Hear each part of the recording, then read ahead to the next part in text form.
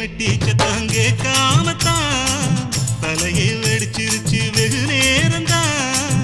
வரப்பில் உன்ன பார்த்த மறுவேளதா இடுப்பில் நிற்காதையா ஏன் சேலதா.